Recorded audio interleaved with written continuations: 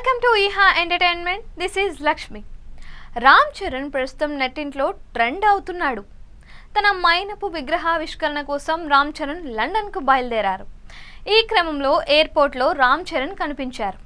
ఇక Ram Charan simple looks, style, swag ఇవన్నీ కూడా ఇప్పుడు నెట్టింట్లో వైరల్ అవుతున్నాయి. రామ్ చరణ్ ఎయిర్పోర్ట్ వీడియోల్ని అభిమానులు షేర్ చేస్తున్నారు. ఇక లండన్లో మే 9వ తేదీన ఈ మైనపు విగ్రహాన్ని ఆవిష్కరించబోతున్నట్లుగా తెలుస్తోంది. ఇప్పటి వరకు మహేష్ బాబు, ప్రభాస్, అల్లు అర్జున్ మైనపు విగ్రహాలు మేడమ్ టుస్సాడ్లో ఉన్నాయన్న సంగతి తెలిసిందే.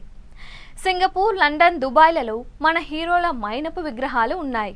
ఇక ఇప్పుడు లండన్లోని మెయిన్ బ్రాంచ్లో మేడమ్ టుస్సాడ్స్ మైనపు విగ్రహాన్ని రామ్ చరణ్ ఆవిష్కరించబోతున్నాడు. రామ్ చరణ్తో పాటుగా రైమ్ వ్యాక్ స్టాచ్యూ కూడా ఉండబోతోంది అన్న సంగతి తెలిసిందే. రామ్ చరణ్ మైనపు విగ్రహావిష్కరణలో మెగాస్టార్ చిరంజీవి, సురేఖ కొణిదెల, ఉపాసన సందడి చేసేలా ఉన్నారు. ఇక క్లింకారా కూడా తన తండ్రి మైనపు విగ్రహాన్ని చూసి మురిసిపోయేలా ఉంది.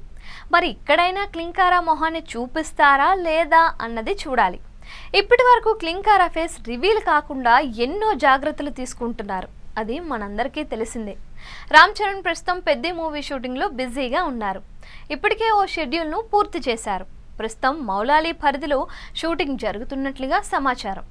ఆల్రెడీ ఇప్పటికే పెద్ద ఫస్ట్ షాట్ అందరినీ మెప్పించిన సంగతి తెలిసిందే. ఒక్క ఫస్ట్ షాట్తోనే సినిమా మీద ఆకాశమంత హైప్ను క్రియేట్ చేశాడు బుచ్చిబాబు.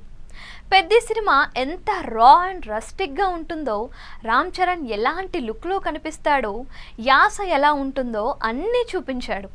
ఇక పెద్ద కోసం ఏఆర్ రెహమాన్ అద్భుతమైన బీజిఎం సెట్ చేశాడని అందరికీ అర్థమైంది. ఆల్రెడీ 4 పాటల్ని అయితే రెహమాన్ కంపోజ్ చేసిచ్చాడు అన్న సంగతి తెలిసిందే.